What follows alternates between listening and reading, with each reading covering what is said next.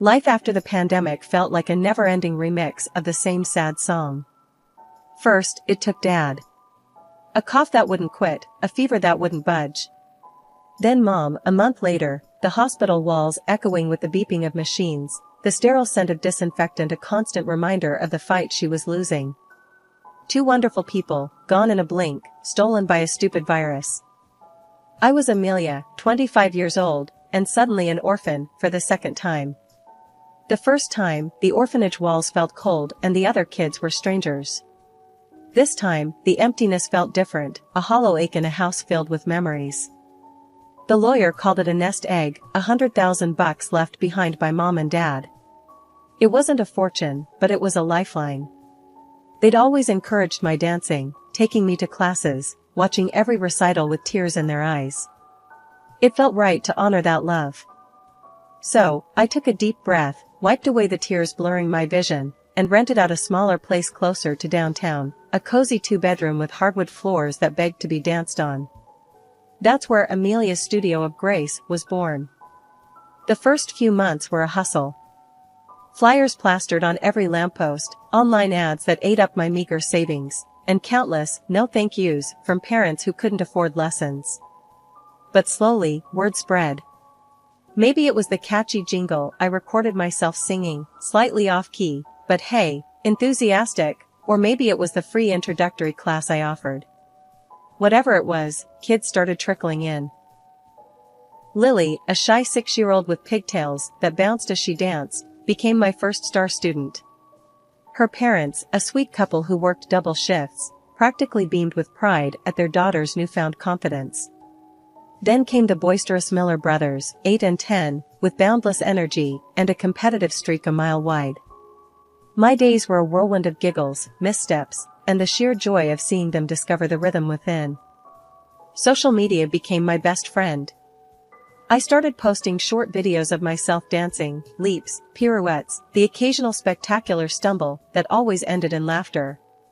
It felt like a risk at first, putting myself out there like that. But the response was amazing. Comments flooded in. Wow, you're amazing. You inspire me to dance again. Even a few messages from fellow dance teachers, offering tips and encouragement. One day, a notification popped up, a like and a comment on a particularly sassy salsa routine I'd posted. "Damn girl, you can move," it read. A little cheeky, sure, but it made me smile. This David guy kept popping up on my videos, leaving comments that were more than just compliments. He talked about music, shared his favorite dance routines, and even quoted some ballet greats I admired. David was funny, charming, and seemed genuinely interested in everything I did, from the intricacies of a grand jeté to my favorite childhood cartoon. One sunny afternoon, a giant bouquet of lilies, my absolute favorite, appeared outside the studio door, a card signed simply, "Your biggest fan." And there he stood, leaning against the brick wall, a sheepish grin on his face. It wasn't fireworks at first sight, but a slow burn. Dates filled with laughter and stolen kisses, weekends spent exploring hidden cafes and art galleries. A year later, we were saying I do under a canopy of white roses, surrounded by friends and family. Moving into David's apartment was supposed to be the next chapter, a fresh start, a real family, as he called it. His mom, Beatrice, lived downstairs, a tiny, energetic woman with a smile that could light up a room. At first, she doted on me, showering me with compliments and homemade cookies. "You're good for David, Amelia," she'd say, squeezing my hand. "He needs someone like you to keep him grounded." But 6 months in, the cracks started to show. One evening, after a particularly exhausting day at the studio, I collapsed onto the couch, scrolling through social media mindlessly. Suddenly, Beatrice popped her head through the doorway, her smile replaced by a tight frown. "Still glued to that phone, Amelia?" she said, her voice sharp. "Don't you think David deserves a little more attention than some random dance video?" I froze. "It's just a couple of students," I mumbled, shoving my phone into my pocket. "Students, huh?" Beatrice scoffed. "All those men watching you wiggle around online? How do you think that makes David feel?" Her words hung heavy in the air, laced with suspicion. My cheeks burned. There's nothing wrong with a few dance videos, I snapped, surprised by the rising anger in my voice. It's how I advertise my classes. Beatrice sniffed. Well, maybe you should advertise a little less shimmy and a little more stay-at-home wife. Then, without another word, she flounced back downstairs, leaving me fuming. David came home later that night, oblivious to the tension simmering in the air. I tried to tell him about Beatrice's comments, but he just brushed it off. Mom's just worried, Ames.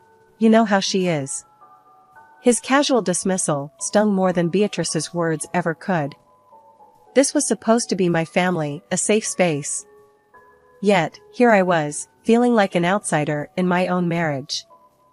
David started poking holes in my dreams with the subtlety of a bull in a china shop. Teaching kids to twirl around in tutus? That's not exactly gonna pay the bills, Ames, he'd say, a smirk playing on his lips. He kept pushing this idea of me getting a real job, something serious, like an office manager. But my studio boomed. More kids, more smiles, more of that pure joy that only comes from seeing tiny humans discover the magic of movement. Business was good, really good. So good that after a year, I sat David down, spreadsheet in hand, ready to share the studio's financial success story. The numbers were clear. Amelia's Studio of Grace was a money-making machine. His reaction was not what I expected. He slammed the damn spreadsheet on the table, his face turning a shade of red that rivaled my best pirouette outfit. What the hell is this? He bellowed. You think you can just prance around online half-naked and call it work? Shut this ridiculous thing down and be a proper wife. My jaw hit the floor. Half-naked? David, those are dance videos, for crying out loud. I sputtered, completely bewildered. Don't play innocent, Ames, he snarled. All those creeps ogling you online? This ain't some highfalutin art project, it's a glorified peep show. Tears welled up in my eyes. This wasn't the man I fell in love with, the man who supported my dreams.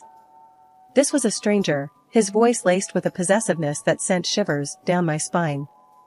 The studio is my passion, David, I managed to say, my voice tight. And it's supporting our family just fine. He scoffed. Supporting our family? You call prancing around in tights a family? You spending all day playing dress up while I bring home the real paycheck? The truth, ugly and undeniable, hung in the air. This wasn't about the money, or the videos. This was about his fragile ego, his need for a wife who fit neatly into his outdated box of what a woman should be. Defeated, I did what he wanted. I closed the studio. My online presence dwindled to a few dry, instructional videos, a pale shadow of the passion I once poured into my content. David's demands became a suffocating cage. The house had to be spotless, not a single speck of dust daring to interrupt his pristine vision. Meals turned into a bizarre torture show, lasagna, chicken wings, potatoes with meat.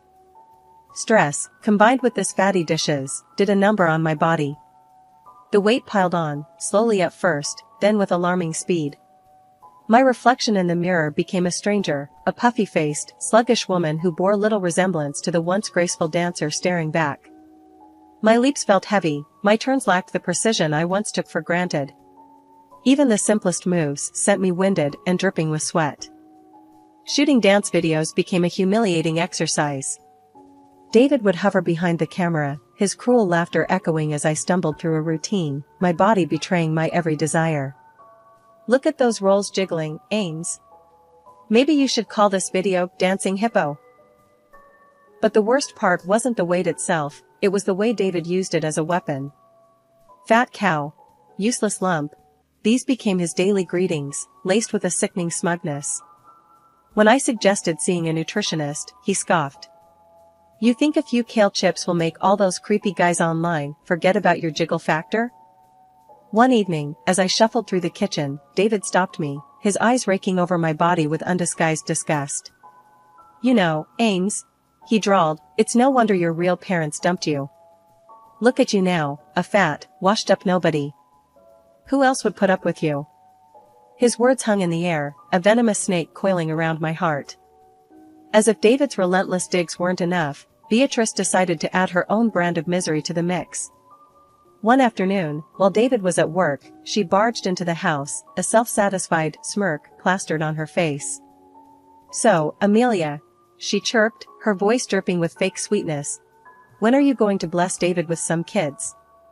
TikTok, you know, biological clock and all that."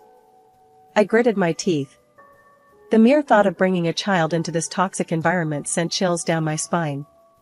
Having kids had always been a dream, but not with David, not like this. A child deserved a loving, supportive home, not a pressure cooker of negativity and control. "We'll talk about it, Beatrice," I mumbled, forcing a smile. She narrowed her eyes, the smile evaporating. "Talk about it? Amelia, David needs an heir. This apartment isn't going to stay empty forever, you know." Her words were laced with a possessiveness that made me want to scream. This wasn't about giving David a child, this was about securing her hold on the family, about ensuring I remained trapped. The decision to take birth control was one of the few things I did for myself in that suffocating time. David, predictably, wasn't happy when his nightly prodding, as he charmingly called it, failed to produce the desired result. The already strained relationship between us dipped further into icy silence. One evening, as I sat on the couch, he stomped into the living room, a dark cloud hanging over him. "What's the deal, Ames?" he barked. "You acting like a friggin' nun lately? Is there something wrong with you?" I met his gaze, a newfound steely resolve settling in my gut. "There's nothing wrong with me, David," I said, my voice surprisingly calm. "Except maybe being stuck in this loveless marriage." His face contorted in rage. "Loveless? Don't you dare pull that crap. Who put a roof over your head, huh? Who feeds you?" His voice rose with each question, his face turning a dangerous shade of red. I stood up, my reflection in the TV's glossy screen showing a woman I barely recognized, the spark of defiance back in her eyes. "You may provide the roof, David," I said, my voice surprisingly steady. "But you stole my happiness. You stole my dreams." He lunged towards me, but I sidestepped him, my newfound awareness of my body surprising even me. "Don't touch me," I spat, my voice laced with a scrap of pride. My body, burdened by the extra weight and constant stress, started rebelling. I'd wake up feeling like I'd wrestled a grizzly bear in my sleep, a dull ache throbbing behind my eyes that wouldn't budge. Simple tasks like cleaning or cooking became monumental efforts, leaving me breathless and yearning for the comfort of the couch. Of course, David had no sympathy. My pleas for a break, a doctor's visit, were met with derision. "Quit your whining, Ames," he'd growl. "A little fatigue won't kill you. Just get your chores done." One evening, the world began to spin. I was making dinner, chopping vegetables with hands that felt numb and clumsy. The room tilted, the fluorescent kitchen light turning into a blinding starburst. My vision blurred, the rhythmic thud of the knife hitting the cutting board replaced by a dull roar in my ears. The next thing I knew, the cold tile floor greeted my cheek, the metallic tang of blood filling my mouth. A harsh voice cut through the fog clouding my mind. "Get the hell up, Amelia. Dinner's getting cold." It was David, his face contorted in a mask of fury. He grabbed my legs, shaking them roughly. "Stop playing dead and get me some food." Pain lanced through my head, a searing counterpoint to the dizziness threatening to pull me back under. "I can't." I tried to speak, but all that came out was a weak moan. The world faded again, the darkness this time a welcome embrace. Consciousness flickered back like a faulty light bulb. The sterile white walls swam in and out of focus, the rhythmic beep of a machine the only sound breaking the silence. This wasn't my apartment. Panic clawed at my throat, a dry rasp escaping my lips. "Easy there, dear," a soothing voice cooed beside me. A kind-faced nurse hovered nearby, her touch gentle as she checked my vitals. "You're safe now. You're at mercy, General." What happened? My voice emerged dry and weak.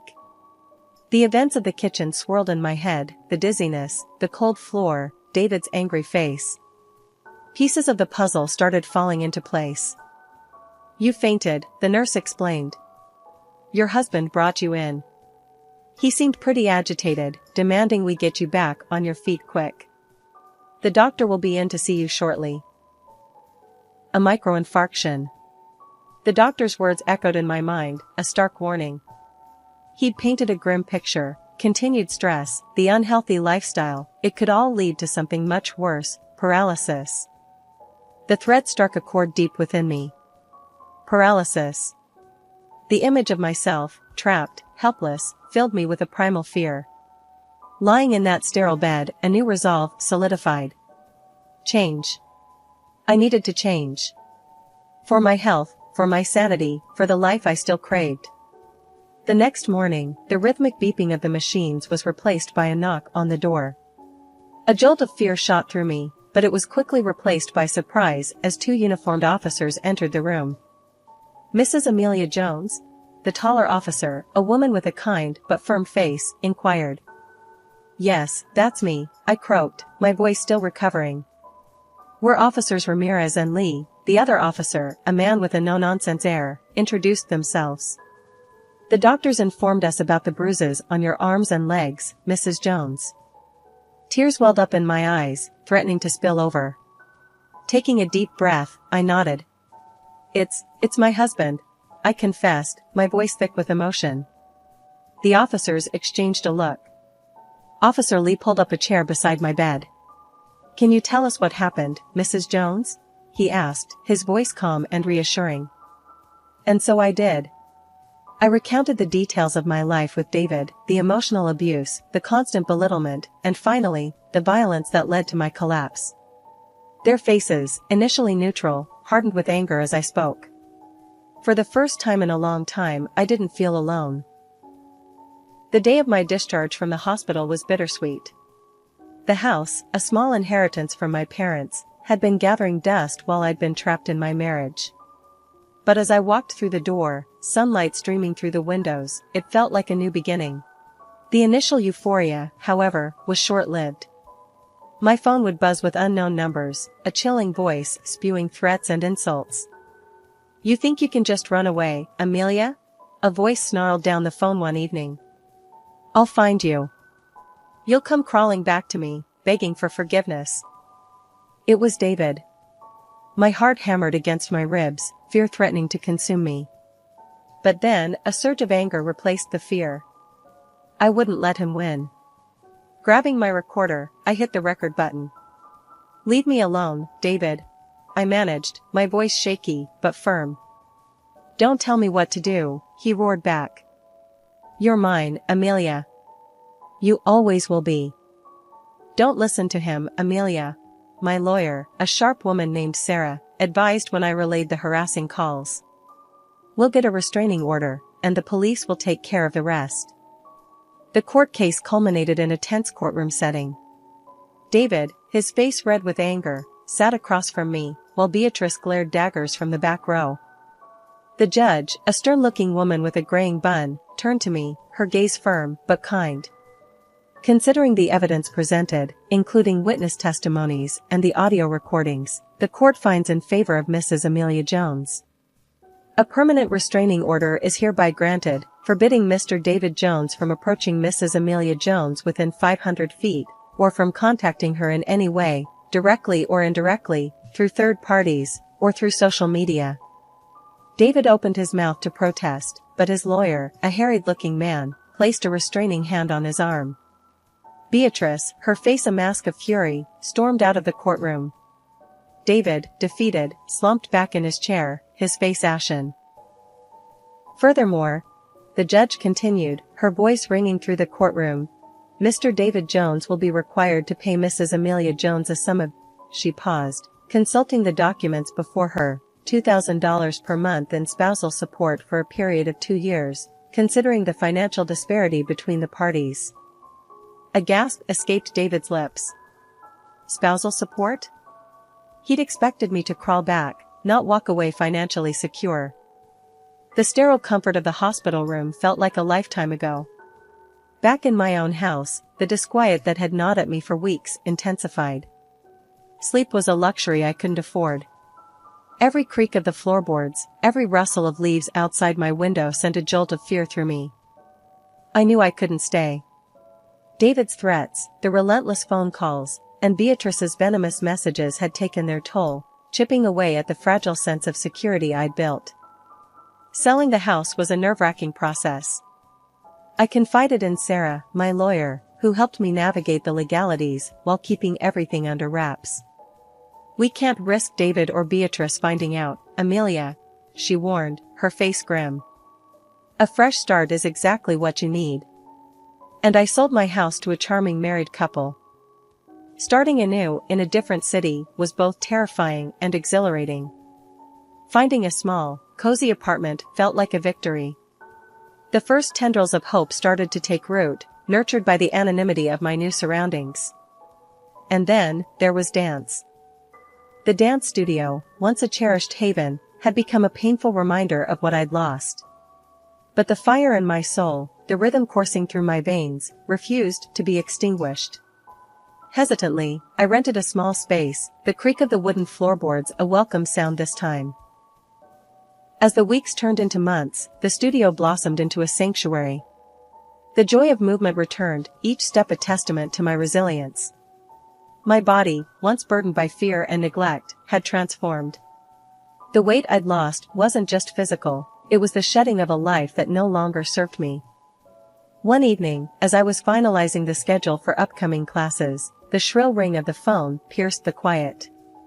My heart hammered against my ribs as an unknown number flashed on the screen. With a deep breath, I answered. "Amelia?" The voice on the other end was laced with venom, instantly recognizable. "It's David." A wave of nausea washed over me, but I forced my voice to stay steady. "What do you want?" "You know what I want," he snarled. "You come crawling back, begging for forgiveness, or I'll burn this whole damn place to the ground." A strangled cry escaped my lips. For a horrifying moment, the image of flames engulfing my new apartment filled my vision. But then, a spark of insight ignited within me. David didn't know. He didn't know I'd moved. "Go ahead, David," I said, my voice surprisingly calm. "Burn it all down. Just make sure you're doing everything right." Fury laced his voice as he sputtered threats, but I cut him off, hanging up before he could say another word. Panic clawed at me, but I quickly dialed the police. Explaining David's threats, the urgency in my voice resonated through the phone. To my relief, they took it seriously. "We'll send a patrol car to your former house to check things out, Mrs. Jones," the officer on the other end assured me. "And as for your ex-husband, we'll pay him a visit as well." Later that evening, a wave of relief washed over me as the police confirmed they'd apprehended David at his home, a Molotov cocktail half-assembled on his kitchen counter. The atmosphere of the courtroom felt a world away from the warmth of my dance studio. David sat across the room, a caged animal, his eyes flickering with a mix of defiance and fear. Beatrice hovered outside the courtroom, her once perfectly coiffed hair a mess, her designer suit hanging limply off her gaunt frame. She caught me outside the bathroom, her voice a desperate rasp. "Amelia, please," she pleaded, her eyes red-rimmed.